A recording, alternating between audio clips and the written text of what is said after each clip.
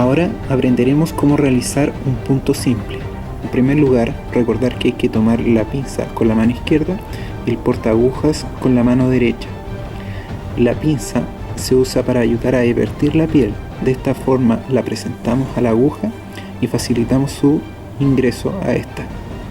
La aguja ingresa en 90 grados por uno de los bordes de la herida. Realizamos un movimiento giratorio de la muñeca. Tomamos el otro borde de la herida, seguimos pasando el punto y salimos de esta forma.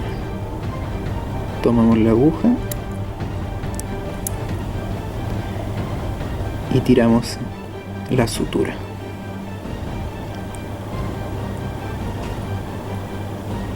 Hasta dejar un extremo pequeño de unos 2 a 3 centímetros de largo.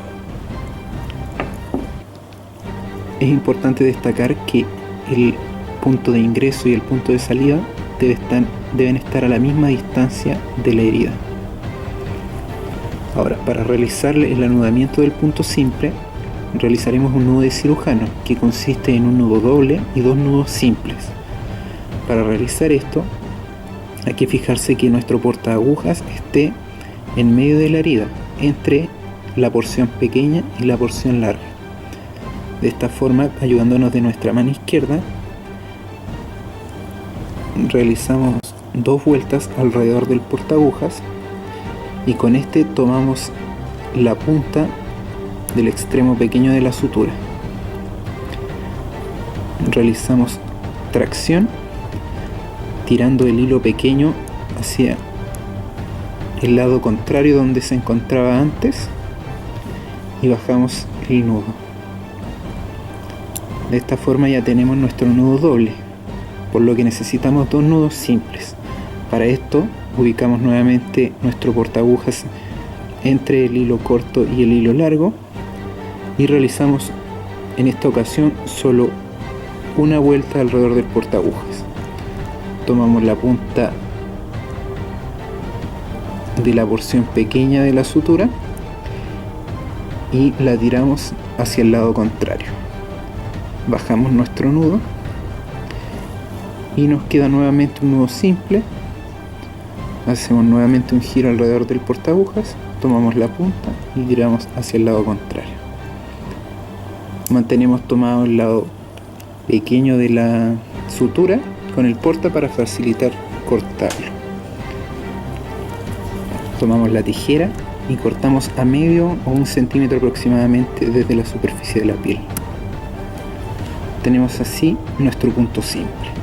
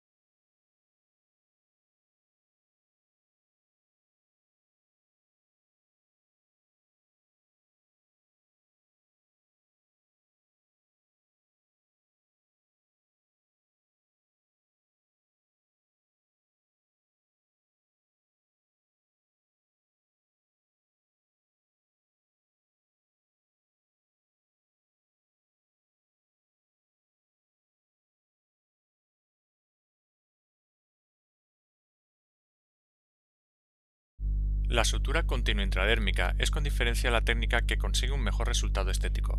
Esto se puede comprobar en la imagen que se ve proyectada, en la que se aprecia cómo, una vez finalizada esta técnica, solo van a quedar 2 punzadas sobre la piel, por lo que si se consiguen aproximar de forma adecuada los bordes, la repercusión estética final será mínima. Para realizar esta técnica, en primer lugar, nos tenemos que posicionar de forma correcta. Para esto debemos situarnos de forma que nuestro eje cráneo-caudal esté situado a 90 grados respecto al eje longitudinal de la herida. Las personas diestras suturarán de derecha a izquierda y las personas zurdas de izquierda a derecha.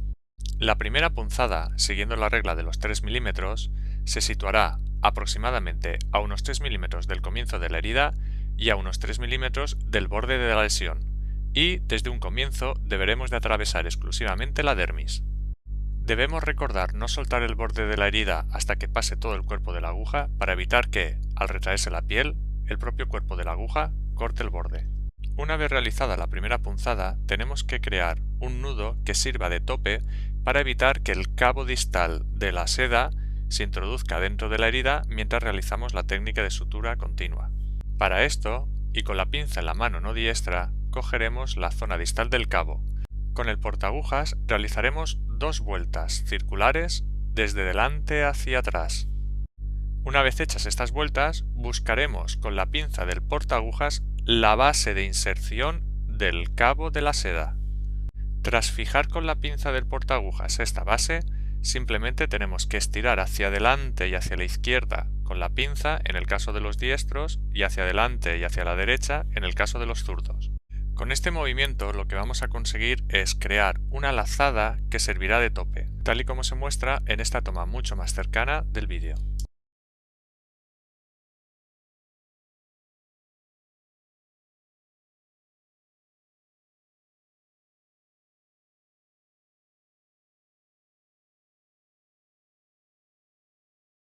Ahora bien, con esta lazada sencilla no estamos totalmente seguros que no se vaya a introducir la seda dentro de la lesión. Para evitar esto realizaremos 2 lazadas más, exactamente igual que la anterior, pero con una modificación. No fijaremos con la pinza la base de inserción, sino la lazada que se ha creado con el primer movimiento. De esta forma, como resultado, obtenemos un nudo lo suficientemente grueso y fijo como para asegurarnos que no haya ningún problema durante la técnica. Dado que hemos tenido que trabajar con un cabo largo para poder conseguir realizar sin problemas los movimientos circulares, tenemos que cortar el cabo resultante, dejando unos 3-4 milímetros de este cabo. A partir de aquí comienza la verdadera técnica continua intradérmica. En primer lugar, tenemos que vertir el borde que vamos a puncionar ayudándonos de las pinzas, y siempre clavaremos la aguja en la dermis. Inmediatamente y con un giro de muñeca realizaremos un movimiento circular con el cual atravesaremos el espesor de la dermis. Hay que recordar que el borde de la lesión no se soltará en ningún momento mientras el cuerpo de la aguja se encuentre dentro de la dermis, ya que si hiciéramos lo contrario, por la retracción natural de la piel, podríamos romper el borde con el propio cuerpo de la aguja. Desde la primera punzada intradérmica es muy importante recordar que debemos de oponer de forma correcta los bordes. Para esto, la aguja ha de entrar en el punto contralateral por el que ha salido el material de sutura en el borde opuesto. En las siguientes punzadas y a lo largo de toda la herida se debe repetir la misma técnica. En las imágenes se aprecia lo útil que es fijar el cuerpo de la aguja en el extremo de la pinza del portaagujas, ya que de esta forma ganamos precisión a la hora de realizar las punciones.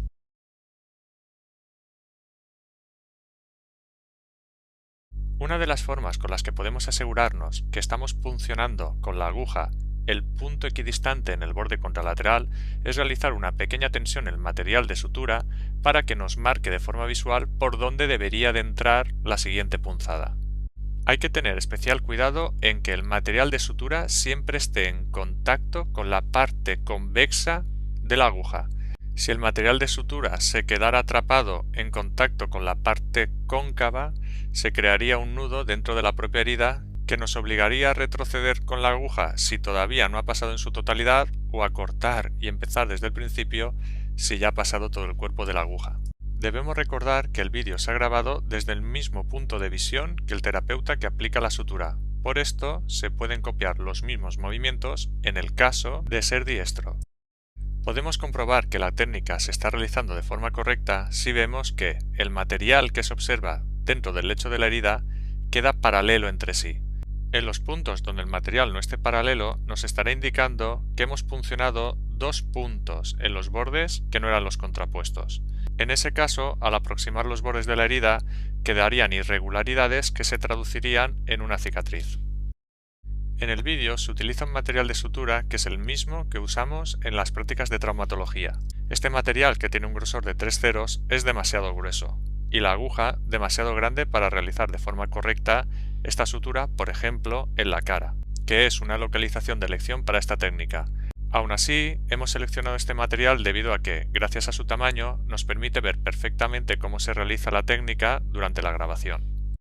Tal y como se aprecia en el vídeo, según vamos avanzando en la técnica, podemos separar levemente los bordes con los dedos para comprobar que realmente el material de sutura está quedando paralelo entre sí.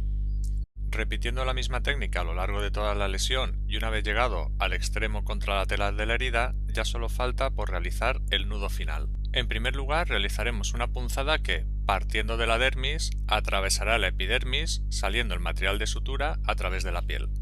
Como siempre, no soltaremos el borde de la herida hasta que pase todo el cuerpo de la aguja.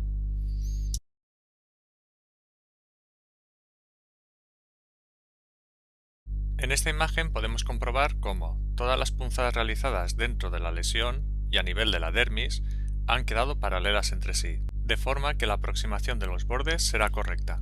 El objetivo del nudo final es el de mantener la tensión que se le aplica al material de sutura para aproximar los bordes. En primer lugar, tensionaremos del material de sutura y, manteniendo la tensión, pinzaremos la base del material según sale de la piel, ayudándonos en este caso de un mosquito. De esta forma evitamos que el material se retraiga y que los bordes se vuelvan a separar. En este punto, y con la pinza en la mano no diestra, cogeremos la aguja. Mientras, con la mano diestra, con el portaagujas, realizaremos dos movimientos circulares de delante hacia atrás, al igual que hacíamos en el primer nudo de fijación. A continuación dejaremos la pinza y la aguja para realizar con la mano no diestra una pequeña tracción con el mosquito. De esta forma conseguiremos dejar en exposición un pequeño tramo de material de sutura que pinzaremos con el portaagujas. En caso de no disponer de un mosquito, podemos utilizar otro portaagujas. Tras pinzar la base del material de sutura que hemos dejado en exposición, soltaremos el mosquito. Inmediatamente, con la pinza en la mano no diestra, cogeremos la aguja para traccionar del material de sutura hacia adelante y hacia la izquierda, con el fin de conseguir una lazada al igual que lo hacíamos con el primer nudo de fijación.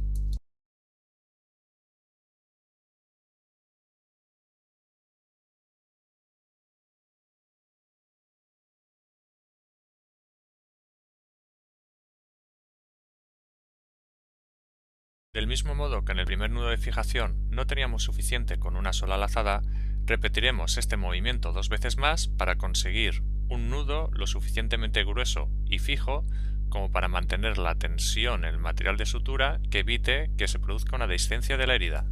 En el caso que la persona que aplique la sutura sea zurdo, deberá realizar los mismos pasos pero de izquierda a derecha. Y en el caso de las lazadas para crear los nudos de fijación, dado que el portaagujas lo tendrá en la mano izquierda, tendrá que traccionar de la aguja o del cabo del material hacia adelante y hacia la derecha.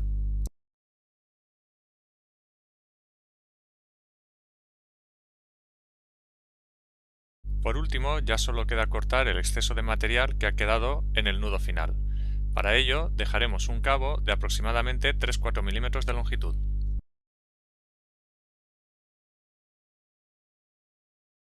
Una vez acabada la técnica de sutura, debemos de volver a comprobar que los bordes se han aproximado de forma correcta y no hay una irregularidad entre ellos. Para retirar esta sutura, seleccionaremos uno de los dos nudos de fijación y, traccionando de él, cortaremos inmediatamente por debajo del nudo el material de sutura. Usar una tijera de 2 puntas agudas es muy útil para poder tener un acceso correcto al material que queremos cortar. Una vez cortado uno de los dos nudos de fijación, tan solo nos queda por estirar del nudo contralateral para sacar todo el material de sutura.